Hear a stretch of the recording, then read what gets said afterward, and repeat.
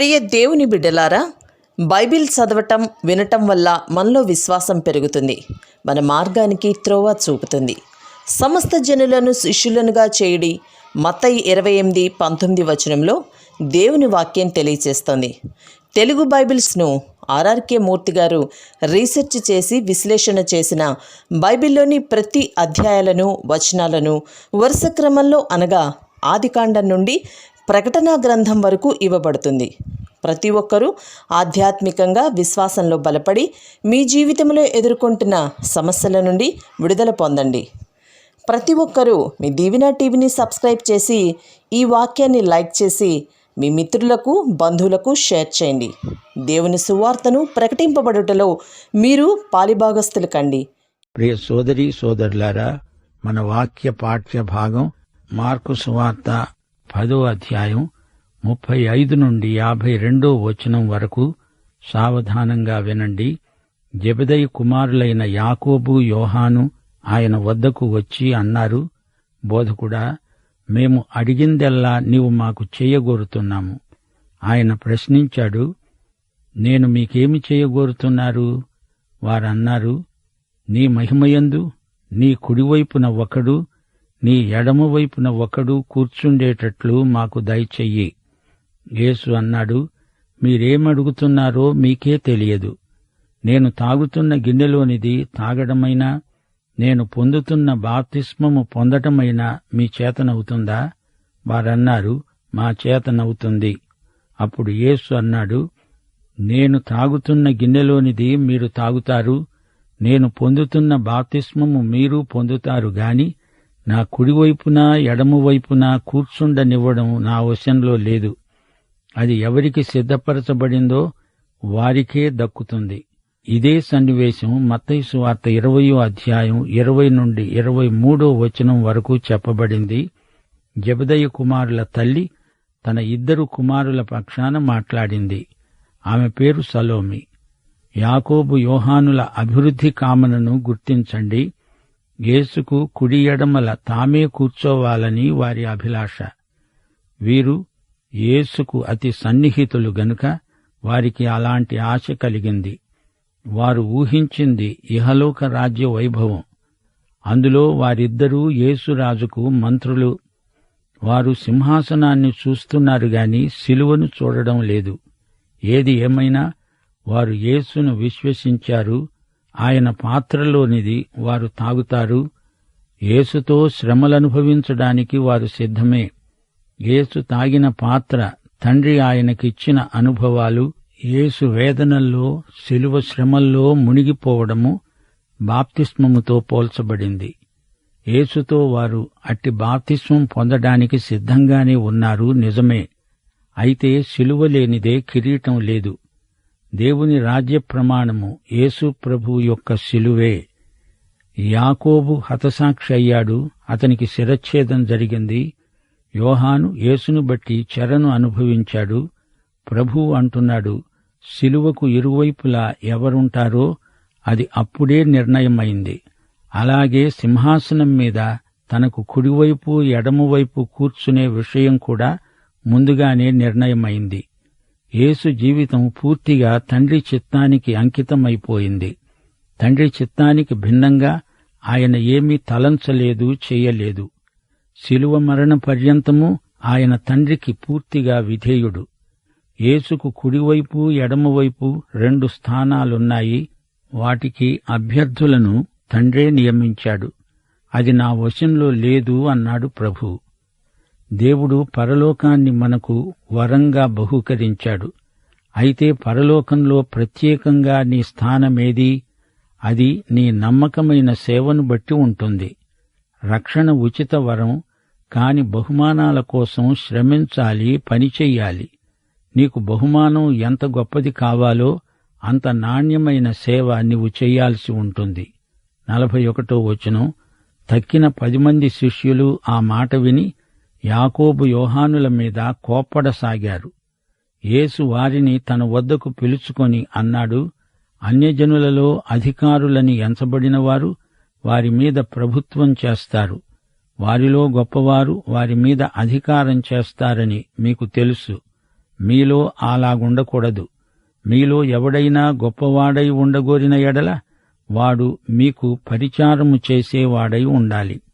మీలో ఎవడైనా ప్రముఖుడై ఉండగోరితే వాడు అందరికీ దాసుడై ఉండాలి.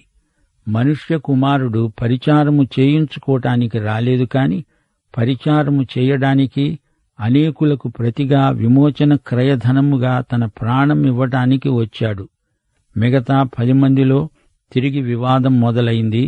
యాకోబు యోహానులే గొప్ప, మాలో ఎవరిమీ వీరికి తీసిపోయాము, మీరిద్దరే అంత ప్రముఖులా అంటూ యాకోబు యోహానులను గురించి వారు నోరు పారేసుకుంటున్నారు.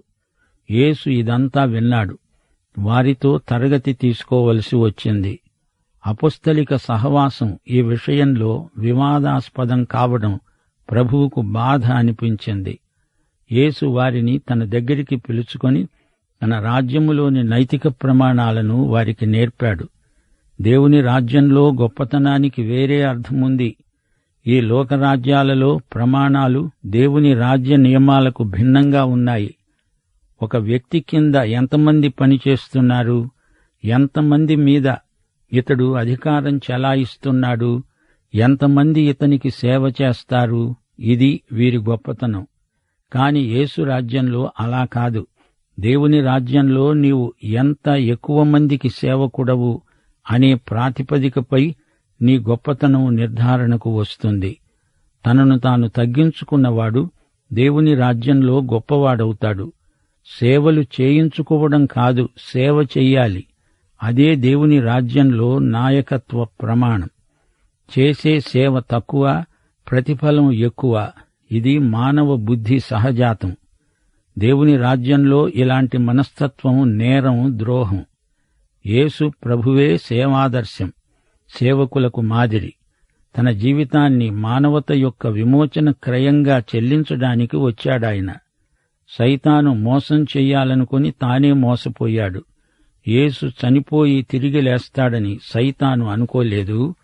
మానవుణ్ణి పాపము నుండి దేవుని ప్రేమ పరిధిలోకి తేవడానికి యేసు తన రక్తమూల్యం చెల్లించవలసి వచ్చింది. మన రక్షణ విలువెంత? రక్షణ మూల్యం యేసు శిలువే. శిలువపైన యేసు బలియాగం మనకు పరలోక మహిమకు ద్వారం తెరిచింది. దేవునికి స్తోత్రం.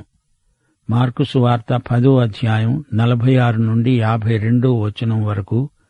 వారు యెరికో పట్టణానికి వచ్చారు.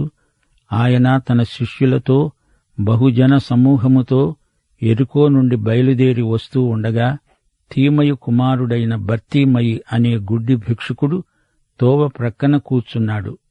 ఈయన నజరేయుడైన యేసు అని వాడు విని, దావీదు కుమారుడా యేసు, నన్ను కరుణించు అని కేకలు వేయ మొదలుపెట్టాడు. ఊరుకో అంటూ అనేకులు వాణ్ణి గద్దించారు. గాని వాడు, దావీదు కుమారుడా నన్ను కరుణించు అని మరి ఎక్కువగా కేకలు వేశాడు. అప్పుడు యేసు నిలిచి వాణ్ణి పిలవండి అన్నాడు. వారా గుడ్డివాణ్ణి పిలిచి అన్నారు, ధైర్యం తెచ్చుకో, ఆయన నిన్ను పిలుస్తున్నాడు, లే అన్నారు. అంతటా వాడు బట్టను పారేసి దిగ్గున లేచి యేసు వద్దకు వచ్చాడు. యేసు ప్రశ్నించాడు, నేను నీకేమి చెయ్యగోరుతున్నావు? ఆ గుడ్డివాడు అన్నాడు, బోధకుడా, నాకు దృష్టి కలుగ చెయ్యి. అందుకు యేసు అన్నాడు, నీవు వెళ్ళు, నీ విశ్వాసము నిన్ను స్వస్థపరిచింది. వెంటనే వాడు త్రోవను ఆయన వెంట చూపు పొంది వెళ్ళాడు. త్వరలోనే యేసును శిలువ మీద చూడబోతున్నాడు. యెరికో యెరూషలేముకు 18 కిలోమీటర్ల దూరంలో ఉంది. యేసు పస్కా పండుగకు యెరూషలేముకు చేరుకోవాలి. పట్టణానికి ఉత్తరంగా ఉన్న ద్వారం దగ్గరే ఒక భిక్షుకుడు కూర్చున్నాడు. అతని పేరు బర్తిమియ, గుడ్డివాడు. గుంపు వస్తున్న సవ్వడి అతడు విన్నాడు. యేసు ప్రభువుతో ఒక పెద్ద గుంపు వస్తోంది. బర్తిమియ వారిని వీరిని అడుగుతున్నాడు, ఏమిటి కోలాహలం? వచ్చేదెవరు? యేసు వస్తున్నాడని వారు చెప్పగా విన్నాడు. యేసు వినాలని బిగ్గరగా బర్తిమియ కేకలు పెట్టసాగాడు. యేసు నడుస్తూ మాట్లాడుతున్నాడు. ప్రజలు వింటూ నడుస్తున్నారు. ఈ గుడ్డి భిక్షుకుడి కేకలు వారికి అభ్యంతరమనిపించింది. బర్తిమియను నోరు ముయ్యమంటే వాడు మరీ బిగ్గరగా కేకలు పెడుతున్నాడు. బర్తిమియ చీకటి లోకంలో నుంచి ఆర్తధ్వని చేస్తున్నాడు. అతని నోరు నొక్కడం ఎవరికీ సాధ్యం కాలేదు. ఊరేగింపు ఆగిపోయింది. గుడ్డి భిక్షుకుణ్ణి ప్రభువు దగ్గరికి తెచ్చారు. యేసు అద్భుతాలు చేస్తాడు. యేసు చేసే ప్రతి అద్భుతానికి కొన్ని షరతులున్నాయని మనం గుర్తించాలి. బర్తిమియ ఆక్రందన ఆగేది కాదు. యేసును ముఖాముఖిగా కలుసుకునే వరకు వాడు కేకలు మానడు. అది వాని పట్టుదల. బర్తిమియ కోరిక, ఆశ యేసును ఆకర్షించాయి. అతని అక్కరే అతని కోరిక. యేసు రమ్మన్నాడు అనగానే వాడు తను కప్పుకున్న బట్టను విసిరిపారేశాడు. యేసు దగ్గరికి పరిగెత్తిపోవడానికి సిద్ధమయ్యాడు. అతడు ఒక్క ఘడియ కూడా జాప్యం చెయ్యలేదు. యేసు పిలుపు అతణ్ణి పరిగెత్తించింది. రాకరాక వచ్చిన మహదవకాశం. దీన్ని జారవిడుచుకోకూడదు. యేసు దగ్గరికి రావడానికి సిద్ధపడాలి అనుకోలేదతను. ఎంతసేపు సిద్ధపడాలి? ఎలాంటి బట్టలు వేసుకోవాలి? అదంతా అతనికి పట్టదు. ఉన్న పైబట్టనే తీసి పారేశాడు. యేసు దగ్గరికి వెళ్ళాలి, వెంటనే వెళ్ళాలి. అతనికేం కావాలో అతనికి బాగా తెలుసు. అతనికి చూపు కావాలి, కండ్లు రావాలి. అదొక్కటే అతని జీవితంలో ఏకైక అక్కర. యేసంటే ఏదో అవ్యక్తమైన ఆకర్షణ కాదు. అతని అక్కర అతణ్ణి బలవంతం చేస్తోంది. బర్తిమికి తన అక్కరేదో తెలుసు. దానిని తీర్చగలవాడెవరో తెలుసు. అతన్నెవడూ ఆపలేడు. యేసును దావీదు కుమారుడా అంటూ బర్తిమియ సంబోధిస్తున్నాడు. దావీదు కుమారుడు అనేది మెస్సియాకు ఇవ్వబడిన బిరుదు. మెస్సియా విజేత. దావీదు గోత్రోద్భవుడు. ఇశ్రాయేలు జాతికి ఆయనే మహిమాస్పదం. యేసును గురించి బర్తిమియకు తెలిసింది అంతే. పూర్తి అవగాహన లేకపోయినా యేసునందు వ్యక్తిగత విశ్వాసముంది. అది చాలు. యేసును గురించి పూర్తిగా తెలుసుకోవాలంటే ఇప్పుడు తెలుసుకుంటూ ఉండాలి. ఆయనను దినదినమూ నేర్చుకుంటూనే ఉంటాము. పరలోకం చేరినప్పుడు గాని పూర్తిగా యేసును ఆయన ఉన్నట్లుగానే చూడలేము. క్రీస్తును అంగీకరించిన తరువాత ఆయనను దినదినమూ ఇంకా ఎక్కువ చూడగలుగుతాము. నీ వ్యక్తిగత క్రైస్తవం క్రీస్తును వ్యక్తిగతంగా అంగీకరించటంతో మొదలవుతుంది. ఆయనను ప్రేమిస్తావు. నీ అక్కరలన్నీ ఆయన తీర్చగలడని పూర్తిగా విశ్వసిస్తావు. అది చాలు. ఇదే యేసుకు వ్యక్తిగతమైన నీ హృదయ స్పందన. అదే ప్రభువు నీ నుండి కోరుతున్నాడు. బర్తిమియ దారి ప్రక్కన అడుక్కునే భిక్షుకుడే కావచ్చు. అతని నిండా యేసు పట్ల కృతజ్ఞతాభావం ఉంది. అతనికి చూపు వచ్చింది. యేసు అతనికి నేత్రదానం చేశాడు. అందుకే అతడు కృతజ్ఞతతో ఆయనను వెంబడించాడు. తన అక్కర తీరిన తరువాత తన దారిని తాను పోలేదు. అక్కరతో వచ్చాడు, కృతజ్ఞతతో వెళ్ళాడు, ప్రభుభక్తిని చూపాడు, ఆయనను వెంబడించాడు. ఆయనకు నమ్మకమైన శిష్యుడయ్యాడు. శిష్యత్వానికి ఎక్కవలసిన మెట్లన్నీ ఎక్కాడు బర్తిమియ. శ్రోతలు, అందరూ బర్తిమియలాగా ప్రభువు వద్దకు వచ్చి ఆయనకు శిష్యులైపోతే లోకం త్రుటిలో మారిపోతుంది. అందులో సందేహం లేదు. మార్కు సువార్త 10వ అధ్యాయంలో వివిధమైన అంశాలను మనకు పరిశుద్ధాత్మ బయలుపరిచాడు. వివాహ బంధం యావజ్జీవితమూ నిలిచి ఉండేది. యేసు ఇండ్లలో బయట ప్రయాణాలు చేస్తూ శిష్యులకు బోధించాడు. విడాకులు పాపం. ఈ పాపం చేసిన వారు పశ్చాత్తప్తులవ్వాలి. జతపరిచింది దేవుడు. దాన్ని దేవుడు వేరు చెయ్యడు. మనిషి అలా చేస్తే అది పాపం. మోషే విడాకులను సమర్థించలేదు. విడాకులు పొందినప్పుడు నిర్దోషికి క్షమాపణ ఉంది. ఆదాము హవ్వల వ్యక్తిత్వాలు పరస్పర సంపూరకములు. తండ్రి కుమారుడు ఏ విధంగా రక్తాన్ని బట్టి ఒకటి అవుతారో స్త్రీ పురుషులిద్దరూ అలాగే ఏక శరీరమవుతున్నారు. అనగా తండ్రి కుమార సంబంధం విడదీయరానిది. అలాగే భార్యాభర్త సంబంధం కూడా. వివాహం పరస్పర విశ్వసనీయతకు భార్యాభర్తల మధ్య నిబంధన. దేవుని సమక్షంలో స్థిరం చేయబడిన నిబంధన. యావజ్జీవిత నిబంధన. విడాకులు దేవుని సృష్టి నియమాన్ని రద్దు చెయ్యలేవుగాని భంగం చేస్తాయి. క్షమాపణ, సమాధానం వివాహాన్ని నిలబెట్టే దైవ లక్షణాలు. చిన్న పిల్లలను ఆటంకపరచవద్దు, వారిని నా దగ్గరికి తెండి, వారిని రానియ్యండి అని ప్రభువు హెచ్చరించాడు. యువకుడు ధనవంతుడై ఉండి యేసును గురువుగా గుర్తించి ఆయన ఉపదేశాన్ని అభ్యర్థించాడు. సత్పురుషుడు సత్కార్యాలను గురించి చెబుతాడనుకున్నాడు. నిత్యజీవ ప్రాప్తికి నన్నేం చేయమంటారు అని అడిగాడు. యేసు కేవలం గురువే కాదు, ఆయన దేవుడు.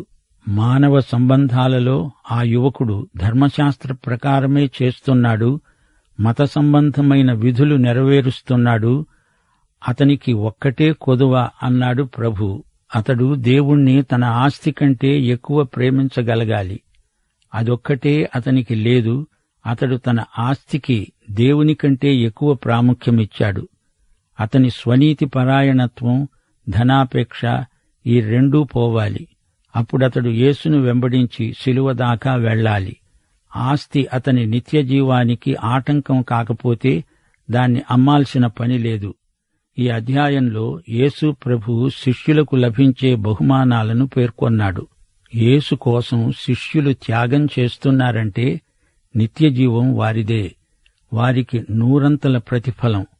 ఈ లోకంలోనే అది ప్రాప్తిస్తుంది. ప్రభువు పేతురుకు ఈ మాట స్పష్టంగా చెప్పాడు. యేసు శిష్యత్వంలో సేవకత్వ భావన ఉంది. యేసుకు పూర్తిగా లోబడి విధేయులై ఆయనను వెంబడించే విశ్వసనీయులైన శిష్యులకు విలువైన పరలోక బహుమానాలుంటాయనేది ముమ్మాటికీ నిజం. యేసు ప్రభువు తన మరణ పునరుత్థానాలను ప్రస్తావించాడు. మరణ పునరుత్థానాలు జంట సంఘటనలు. ఆయన పునరుత్థానం శిష్యులకు గొప్ప నిరీక్షణ. యాకోబు, యోహానులు మహిమలో ఉన్నత పదవులు కావాలంటున్నారు, బాగానే ఉంది గాని మహిమలో పదోన్నతికి ముందు ఇక్కడ ప్రభువు శ్రమలలో పాలివారు కావాలి కదా. శిలువ మోస్తేనే కిరీటం లభించేది. పరలోక బహుమానాలలో తుది నిర్ణయం తండ్రి అయిన దేవునిదే. అది ముందుగా చెప్పేది కాదు, ప్రభువు తనను ప్రేమించే వారికిచ్చే సజీవ బహుమానాలు. లోకరాజ్యాలకు దేవుని రాజ్యానికి మధ్య తారతమ్యమేమిటి? పరిపాలనలో వ్యత్యాసం కాదది. ఇది కర్రపెత్తనం, దాష్టీకం, నిరంకుశం, నియంతృత్వం. కాని అది సేవ, పరిచర్య, తగ్గించుకోవడం, పాదాలు కడగడం, సాయపడడం. మార్కు సువార్త 10వ అధ్యాయం 45వ వచనం, మనుష్య కుమారుడు పరిచారము చేయడానికి వచ్చాడు కాని చేయించుకోటానికి కాదు. ఇదే మన సేవకు కీలకం. యేసే మనకు మాదిరి నాయకుడు, సేవక నాయకుడు. శిష్యుల పాదాలు కడిగిన ప్రభువు.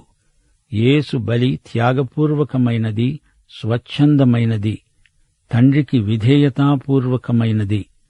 మనందరి కొరకు ప్రత్యామ్నాయ బలి, విమోచన క్రయమూల్యమైన యేసు రక్తం.